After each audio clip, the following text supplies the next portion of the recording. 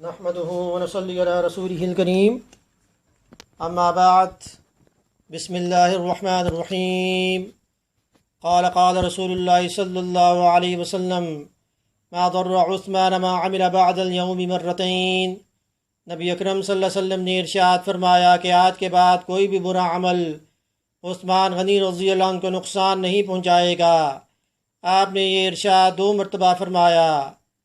تو نبی اکرم صلی اللہ علیہ وسلم نے یہ ارشاد کب فرمایا؟ وہ کون سا دن تھا اور یہ کون سا کس موقع پہ یعنی آپ نے یہ ارشاد فرمایا؟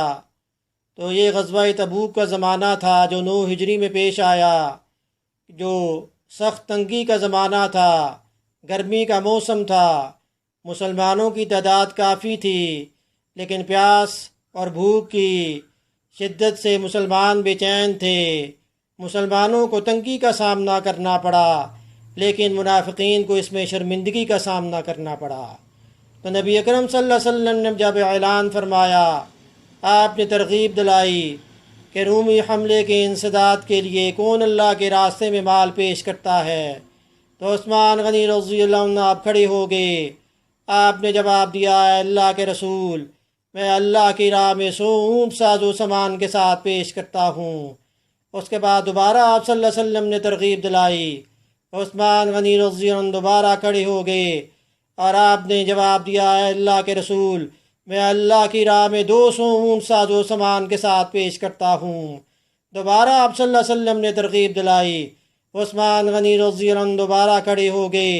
آپ نے جواب دیا، میں اللہ کی راہ میں 300 اونٹ ساز و سامان کے ساتھ پیش کرتا ہوں۔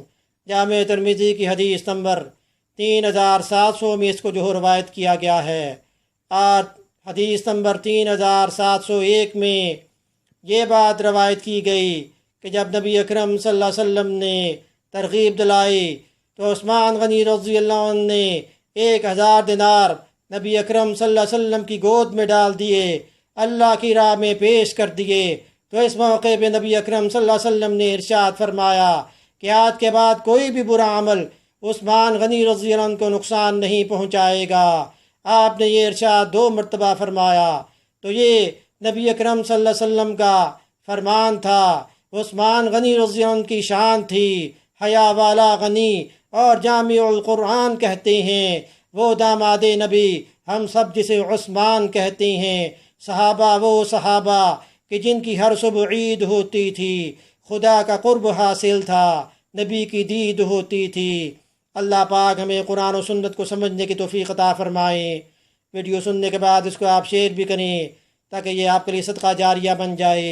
وما علینا الا البلاغ المبین۔